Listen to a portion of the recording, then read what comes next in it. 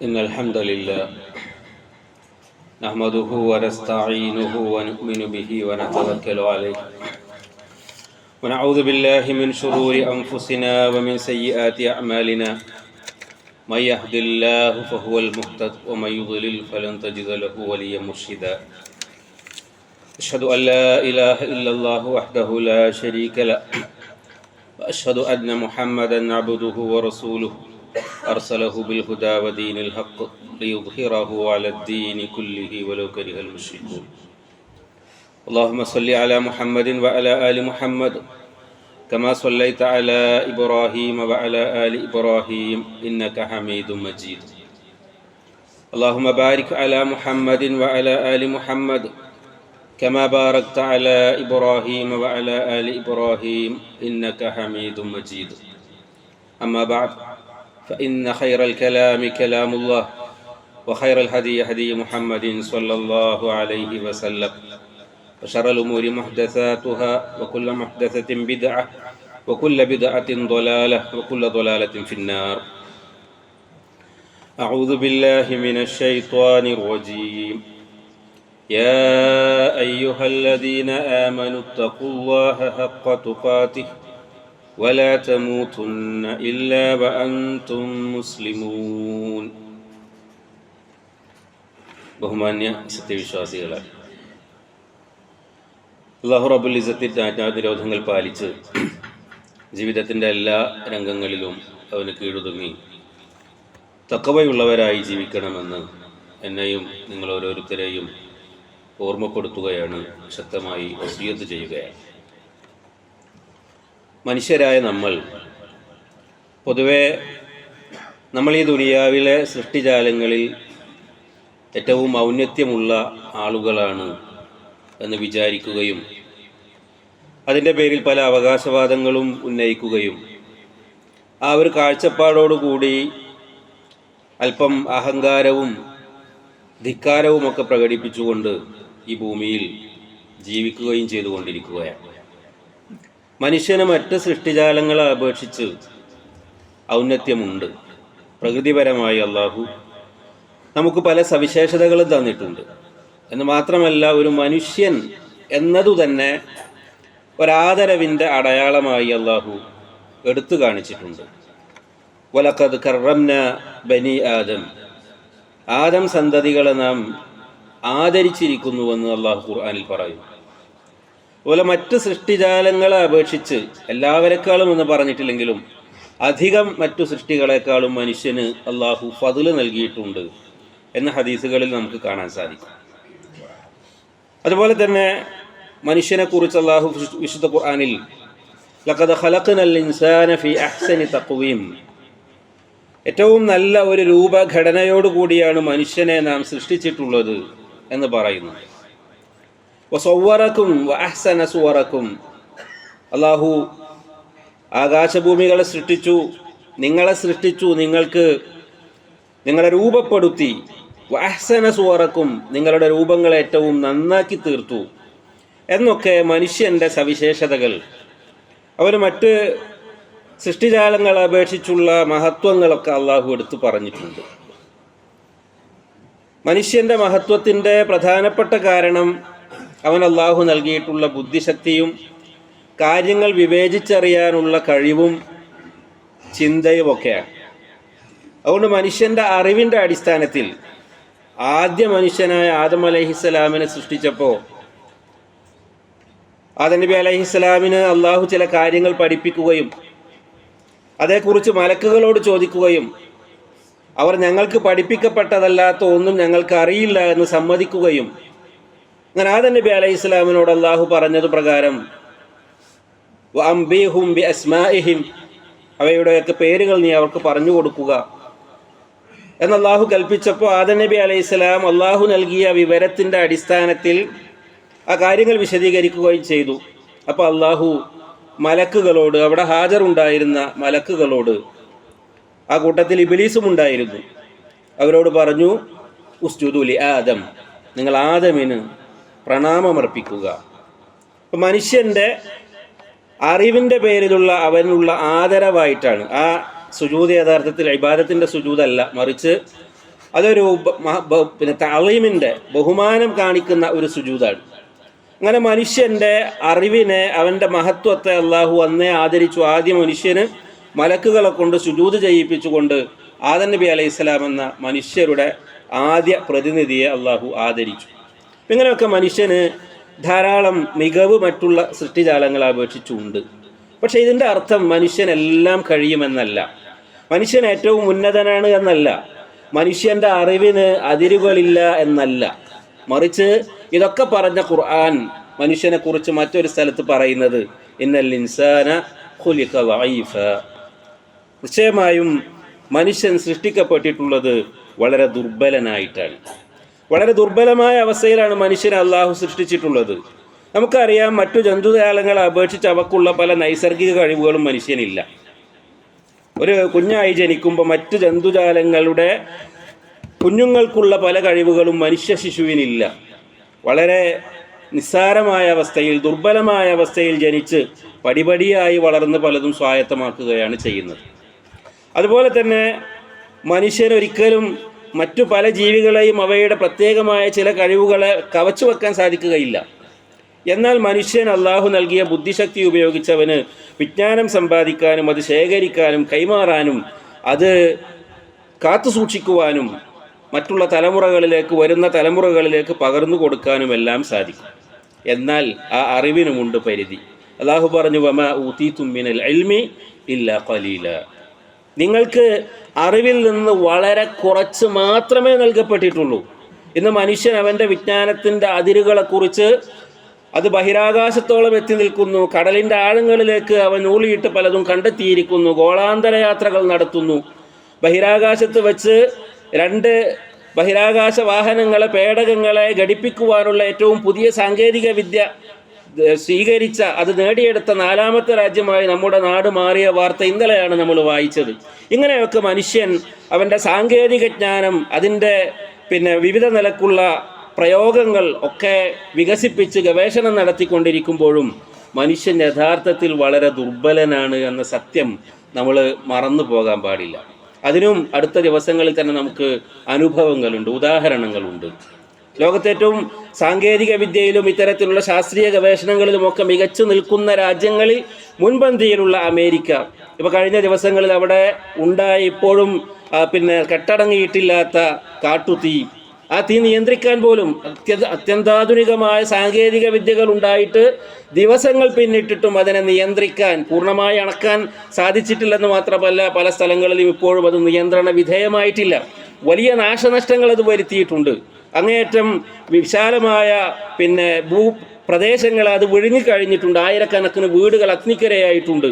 അങ്ങനെ ആ രാജ്യത്തിൻ്റെ സാമ്പത്തിക മേഖലയെ വളരെയധികം പ്രതികൂലമായി ബാധിക്കുന്ന നിലക്ക് 22 ലക്ഷം കോടി രൂപയുടെ നഷ്ടമെന്നൊക്കെയാണ് ഇതുവരെയുള്ള കാര്യങ്ങളെക്കുറിച്ച് കണക്കാക്കപ്പെട്ടിട്ടുള്ളത്.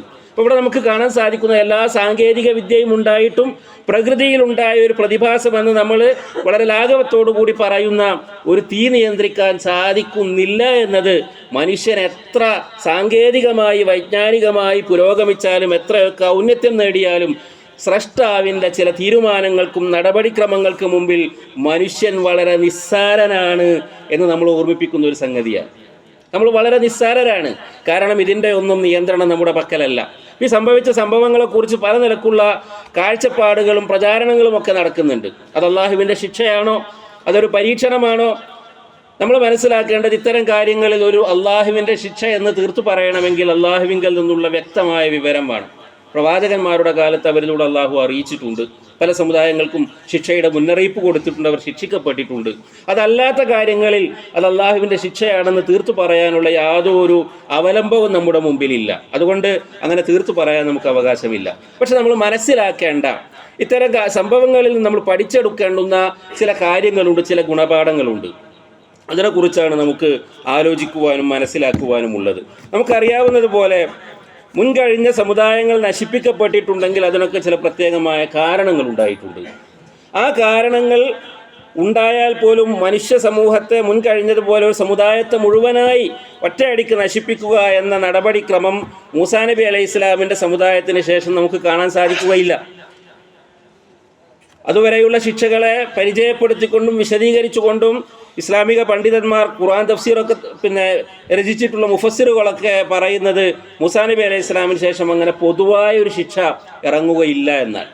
നബി സല്ലല്ലാഹു അലൈഹി വസല്ലമിൻ്റെ ഉമ്മത്തിന് നബി സല്ലല്ലാഹു അലൈഹി വസല്ലം ജീവിച്ചിരിക്കെ അങ്ങനെ ഒരു സമൂഹം മൊത്തമായി നശിപ്പിക്കപ്പെടുകയില്ല, നബിയുടെ ഉമ്മത്തും പൂർണ്ണമായി നശിപ്പിക്കപ്പെടുകയില്ല എന്നൊക്കെ നമുക്ക് ഖുർആനിൽ നിന്നും ഹദീസുകളിൽ നിന്നും മനസ്സിലാക്കാൻ സാധിക്കും. എന്നാൽ ഒരു പ്രത്യേക സ്ഥലത്ത് ഒരു പ്രത്യേക വിഭാഗം ആളുകൾക്ക് അല്ലെങ്കിൽ ഒരു പ്രത്യേക നാട്ടിൽ ഇത്തരത്തിലുള്ള വല്ല ദുരന്തങ്ങളും സംഭവിക്കുമ്പോൾ അത് ഒരുപക്ഷെ ശിക്ഷയാകാം അല്ലെങ്കിൽ പരീക്ഷണമാകാം.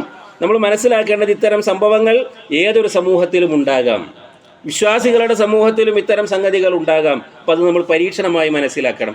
ഏതായിരുന്നാലും ഇത്തരത്തിലുള്ള കാര്യങ്ങൾ ഉണ്ടാകുമ്പോൾ നമുക്കുണ്ടാകേണ്ട തിരിച്ചറിവ് നമ്മുടെ കയ്യിലല്ല കാര്യങ്ങളുടെ നിയന്ത്രണം. നമ്മൾ എത്രയൊക്കെ ഔന്നത്യം അവകാശപ്പെട്ടാലും മനുഷ്യരെന്ന നിലക്കുള്ള നമ്മുടെ കഴിവിനും അറിവിനുമെല്ലാം പരിധികളുണ്ട്, പരിമിതികളുണ്ട്. കാരണം ഈ പ്രപഞ്ചത്തെ നിയന്ത്രിച്ചു കൊണ്ടിരിക്കുന്നത് അള്ളാഹുവാണ്. ഈ പ്രപഞ്ചത്തിൻ്റെ ഓരോ അനക്കവും അള്ളാഹുവിൻ്റെ തീരുമാനപ്രകാരമാണ്. അത് ഖുർആൻ ധാരാളം സ്ഥലങ്ങളിൽ എടുത്തു പറയുന്നത് കാണാൻ സാധിക്കും.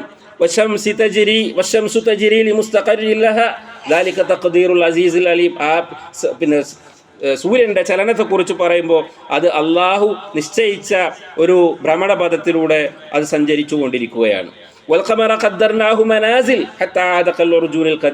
ചന്ദ്രൻ അള്ളാഹു അതിൻ്റെ ചില ഘട്ടങ്ങൾ, ചില അവസ്ഥകൾ മാറി വരുന്ന നിലക്കുള്ള അതിൻ്റെ ഉദയാസ്തമയങ്ങൾ നിശ്ചയിച്ചുകൊണ്ട് അതിനെ അള്ളാഹു നിയന്ത്രിച്ചു കൊണ്ടിരിക്കുന്നു.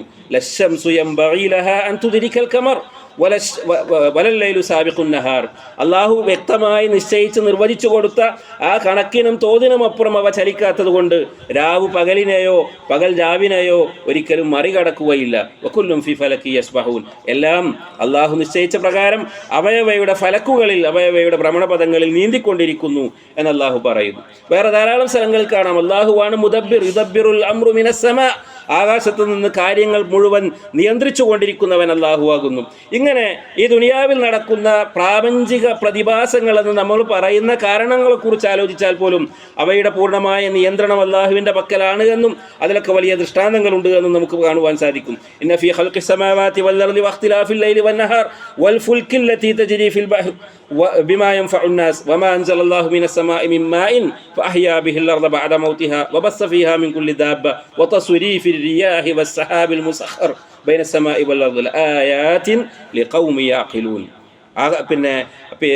രാപ്പകലുകൾ മാറി വരുന്നതിൽ, അതുപോലെ തന്നെ സമുദ്രങ്ങളിൽ മനുഷ്യർക്ക് ഉപകാരമുള്ള വസ്തുക്കളുമായി കപ്പലുകൾ സഞ്ചരിച്ചു കൊണ്ടിരിക്കുന്നതിൽ, ആകാശത്ത് നിന്ന് മഴ വർഷിക്കുന്നതിൽ, അതുപോലെ തന്നെ ആ മഴ മുഖേന ഭൂമി വീണ്ടും ജീവസുള്ളതാകുന്നതിൽ, അതുപോലെ ഭൂമിയിൽ അല്ലാഹു പലതരത്തിലുള്ള ജന്തുജാലങ്ങൾ വ്യാപരിച്ചിട്ടുള്ളതിൽ, കാറ്റുകൾ അയക്കപ്പെടുകയും അവ മേഘങ്ങളെ വഹിച്ചു കൊണ്ടുപോവുകയും ചെയ്യുന്നതിൽ, ഇതിലൊക്കെ ബുദ്ധിമാന്മാരായ ആളുകൾക്ക്, ചിന്തിക്കാൻ തയ്യാറുള്ള ആളുകൾക്ക് ദൃഷ്ടാന്തങ്ങളുണ്ട് എന്ന് അല്ലാഹു പറയുന്നു. അപ്പം എല്ലാ കാര്യങ്ങളും നിയന്ത്രിക്കുന്നത് അല്ലാഹു ആണെങ്കിൽ ആ നിയന്ത്രണങ്ങളുടെ ഭാഗമായി തന്നെയാണ് ഭൂമിയിൽ അപകടങ്ങൾ, പ്രയാസങ്ങൾ, ദുരിതങ്ങൾ ഒക്കെ ഉണ്ടാകുന്നത് എന്ന് നമ്മൾ മനസ്സിലാക്കണം. പലപ്പോഴും ചില ആൾക്കാർ പറയാറുണ്ട്, ഏതെങ്കിലുമൊക്കെ ഇത്തരത്തിലുള്ള പ്രകൃതി ദുരന്തങ്ങളിൽ വിശ്വാസികളായ ആളുകൾ അകപ്പെട്ടാൽ, അവിടെ പ്രയാസങ്ങൾ ഉണ്ടായാൽ എന്താണ് അള്ളാഹു അവരെ രക്ഷപ്പെടുത്താത്തത്, എന്താണ് അവരെ സഹായിക്കാത്തത് എന്ന നിലക്കുള്ള കേവലം മനുഷ്യയുക്തിയുടെ സങ്കുചിതമായ പരിമിതികൾക്കുള്ളിൽ നിന്നുകൊണ്ടുള്ള ചോദ്യം. നമ്മൾ മനസ്സിലാക്കേണ്ടത് ആ സംഭവത്തിൻ്റെ പൂർണ്ണമായ നിയന്ത്രണം അത് സ്രഷ്ടാവായ അള്ളാഹുവിൻ്റെ പക്കലാണ്. അള്ളാഹുവിൻ്റെ തീരുമാനപ്രകാരമാണ് അത് സംഭവിച്ചത്. അള്ളാഹുവിൻ്റെ തീരുമാനപ്രകാരമാണ് അത് ഓരോരുത്തരെയും തോതിൽ ബാധിച്ചിട്ടുള്ളത്. അതിൻ്റെ പിന്നിൽ അള്ളാഹുവിൻ്റെതായ പ്രത്യേകമായ യുക്തിയും നടപടിക്രമങ്ങളുമുണ്ട്. അത് മുഖേന അള്ളാഹു ഇവിടെ നടപ്പാക്കാൻ ഉദ്ദേശിക്കുന്ന നന്മതിന്മകളുണ്ട്. അതൊന്നും നമ്മുടെ നിയന്ത്രണത്തിൽ വരുന്ന കാര്യമല്ല. അതുകൊണ്ട് അത് സൃഷ്ടിച്ചവനെ കുറിച്ച് എന്തുകൊണ്ട് അതിൽ നിന്ന് ആളുകളെ രക്ഷിച്ചില്ല എന്ന് ചോദിക്കുന്നത് യഥാർത്ഥത്തിൽ വളരെ മൗഢ്യമായ ഒരു ചോദ്യമാണ് എന്ന് നമ്മൾ മനസ്സിലാക്കണം. മറിച്ച് മനുഷ്യൻ വഖുലിഖൽ ഇൻസാനു ദഈഫ, മനുഷ്യൻ ഏറ്റവും ദുർബലനായി സൃഷ്ടിക്കപ്പെട്ടിരിക്കുന്നു എന്ന തിരിച്ചറിവ് ഇത്തരം സംഭവങ്ങളിൽ നിന്ന് നമുക്കുണ്ടാവുക എന്നതാണ്. അതുകൊണ്ട് തന്നെ ഇത്തരത്തിലുള്ള നമ്മുടെ ദൗർബല്യങ്ങളെ മനസ്സിലാക്കി ആ ദൗർബല്യങ്ങൾക്കെല്ലാം അതീതനായ, നമ്മുടെ കാര്യങ്ങൾ നിയന്ത്രിക്കുവാൻ സാധിക്കുന്ന, അതിൽ മാറ്റത്തിരുത്തലുകൾ വരുത്താൻ സാധിക്കുന്ന അള്ളാഹുവിന് കീഴൊതുങ്ങുക, അവൻ്റെ അനുഗ്രഹങ്ങളെക്കുറിച്ച് ഓർക്കുക, അവന് നന്ദി കാണിക്കുക, അഹങ്കാരം വെടിയുക എന്നതൊക്കെയാണ് ഇത്തരത്തിലുള്ള അനുഭവങ്ങളിൽ നിന്ന്, സംഭവങ്ങളിൽ നിന്ന് മനുഷ്യരായ വിശ്വാസികളായ നമ്മൾ പഠിച്ചെടുക്കേണ്ടതും പാലിക്കേണ്ടതുമെന്നാണ് ഓർമ്മപ്പെടുത്താനുള്ളത്. അള്ളാഹു അത്തരത്തിലുള്ള സജ്ജനങ്ങളിൽ നമ്മയെല്ലാം ഉൾപ്പെടുത്തി അനുഗ്രഹിക്കുമാറാകട്ടെ.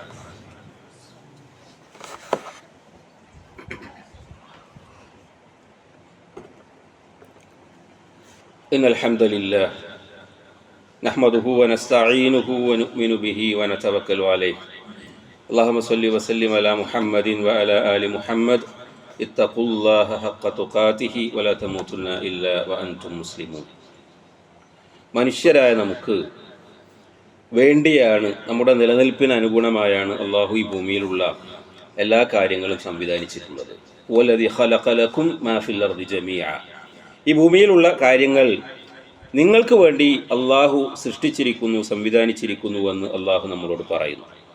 എന്നാൽ മനുഷ്യർ പൊതുവെ ഈ അനുഗ്രഹങ്ങളുടെ വില മനസ്സിലാക്കി നന്ദി കാണിക്കുന്നതിൽ വിമുഖത കാണിക്കുന്ന ആളുകളാണ്. വലഖദ് മക്കന്നാകും ഫിൽ അർദി വജഅൽനാ ലക്കും ഫീഹാ മആയിഷ് ഖലീലൻ മാ തഷ്കുറൂൻ, നാം ഈ ഭൂമുഖത്ത് നിങ്ങൾക്ക് ആവശ്യമായ സൗകര്യങ്ങൾ ഏർപ്പെടുത്തി തരികയും നിങ്ങൾക്ക് വേണ്ട ഉപജീവന മാർഗങ്ങൾ അതിൽ ഉണ്ടാക്കി തരികയും ചെയ്തിരിക്കുന്നു. പക്ഷേ നിങ്ങളിൽ വളരെ കുറച്ചു പേർ മാത്രമാണ് നന്ദി കാണിക്കുന്നത് എന്നാണ് അള്ളാഹു പറയുന്നത്. അങ്ങനെ നന്ദി കെട്ടവരായി തീർന്നാൽ അള്ളാഹു പലപ്പോഴും അനുഗ്രഹങ്ങളെ തിരിച്ചെടുക്കും. അത്തരത്തിലുള്ള സംഭവങ്ങൾ മുമ്പ് കഴിഞ്ഞു പോയതിനെ കുറിച്ച് അള്ളാഹു വിശുദ്ധ ഖുർആനിൽ നമ്മൾ ഓർമ്മപ്പെടുത്തുന്നുണ്ട്. വലൗ അന്ന അഹ്ലൽ ഖുറാ ആമനു വത്തഖൗ ലഫതഹ്നാ അലൈഹിം ബറകാതിൻ മിനസ് സമാഇ വൽ അർദ് വലാകിൻ കദ്ദബു ഫഅഖദ്നാഹും ബിമാ കാനൂ യക്സിബൂൻ. ഒരു സമൂഹത്തിന് അള്ളാഹു ചെയ്തു കൊടുത്ത ഭൗതികമായ അനുഗ്രഹങ്ങൾ, അവർക്ക് കൊടുത്തിരുന്ന കാർഷിക വിഭവങ്ങൾ, അതിനുള്ള വിശാലതകൾ, അരുവികൾ, അങ്ങനെ അള്ളാഹു ചെയ്തു കൊടുത്ത അനുഗ്രഹങ്ങളൊക്കെ എടുത്തു പറഞ്ഞതിന് ശേഷം അള്ളാഹു പറയുന്നു, ആ സമൂഹമെങ്ങാനും അള്ളാഹുവിൽ വിശ്വസിക്കുകയും അള്ളാഹുവിനെ സൂക്ഷിച്ച് ജീവിക്കുകയും ചെയ്തിരുന്നുവെങ്കിൽ നാം അവർക്ക് ആകാശത്തു നിന്ന് അതുപോലെ തന്നെ ഭൂമിയിൽ നിന്നും അനുഗ്രഹങ്ങൾ വീണ്ടും തുറന്നു കൊടുക്കുമായിരുന്നു. വലാകിൻ, പക്ഷേ കദ്ദബു, അവർ കളവാക്കുകയാണ് ചെയ്തത്.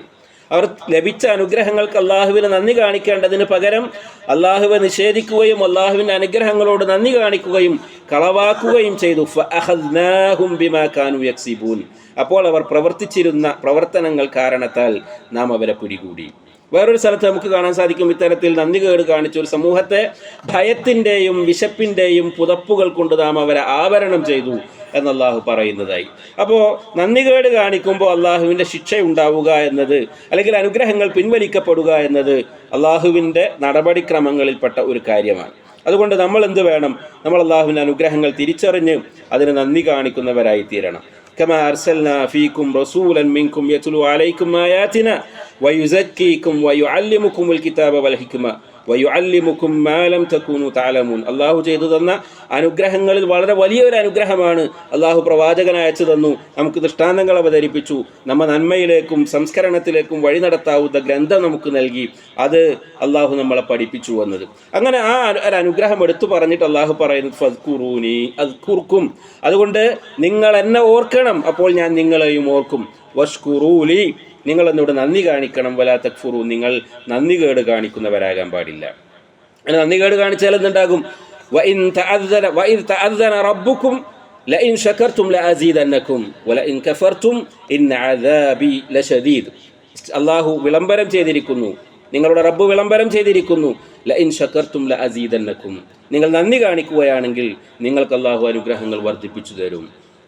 വലഇൻ കഫർതും, നിങ്ങൾ നന്ദികേട് കാണിച്ചാൽ ഇന്ന അദാബി ലശദീദ്, നിശ്ചയമായും എൻ്റെ ശിക്ഷ വളരെ കടുത്തതാണ്. അപ്പം അങ്ങനെ ഭാഗികമായി നന്ദി കെട്ട ആളുകളെ, വ്യക്തികളെ, സംഘങ്ങളെ, സമൂഹങ്ങളെ ഒക്കെ അള്ളാഹു ഇവിടെ വെച്ചും ചിലപ്പോൾ പിടികൂടും.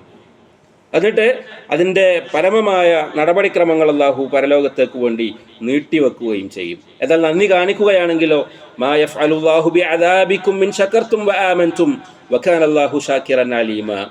അള്ളാഹു പറയുകയാണ്, നിങ്ങൾ വിശ്വസിക്കുകയും നന്ദി കാണിക്കുകയും ചെയ്യുകയാണെങ്കിൽ അള്ളാഹു അവൻ്റെ ശിക്ഷ നിങ്ങളെ ബാധിപ്പിക്കുകയില്ല, അള്ളാഹു ഏറെ എല്ലാം അറിയുന്നവനും അതുപോലെ നന്ദി കാണിക്കുന്നവനുമാണ്. അള്ളാഹുവിനോട് ചെയ്യുന്ന നന്ദിക്ക് പകരമായ അനുഗ്രഹങ്ങൾ ചെയ്യുന്നവൻ എന്നാണ് അവിടെ ഷാക്കിർ എന്നതിൻ്റെ അർത്ഥം. അപ്രകാരം അള്ളാഹു അവരെ പരിഗണിക്കുന്നവനാണ് എന്ന് അള്ളാഹു പറയുകയാണ്. അപ്പോൾ ഈ രീതിയിൽ നമ്മൾ നന്ദികേട് കാണിക്കുന്നുണ്ടെങ്കിൽ അതിൽ നിന്ന് പിന്തിരിയാൻ ഇത്തരത്തിലുള്ള അനുഭവങ്ങൾ, അപകടങ്ങൾ, ദുരന്തങ്ങളൊക്കെ നമ്മളെ ഓർമ്മപ്പെടുത്തണം. അതങ്ങ് എങ്ങോ അകലെ ഏതോ ഒരു സമൂഹത്തെ ബാധിച്ച ഒരു ശിക്ഷയല്ലേ, അല്ലെങ്കിൽ ഒരു പരീക്ഷണമല്ലേ, പ്രയാസമല്ലേ എന്ന് ചിന്തിക്കുന്നതിനപ്പുറം ഇത്തരത്തിലുള്ള നടപടിക്രമങ്ങൾ നമ്മുടെയൊക്കെ നാട്ടിലും നമ്മൾ ജീവിക്കുന്ന പ്രദേശങ്ങളിലും അല്ലെങ്കിൽ നമ്മുടെ ഓരോ വ്യക്തികളുടെ ആരോഗ്യത്തിലോ സമ്പത്തിലോ ഒക്കെ ആയിട്ട് ഇത്തരത്തിലുള്ള ഓർമ്മപ്പെടുത്തലുകൾ, പരീക്ഷണങ്ങൾ നൽകാൻ കഴിവുള്ളവരാണ് അള്ളാഹു.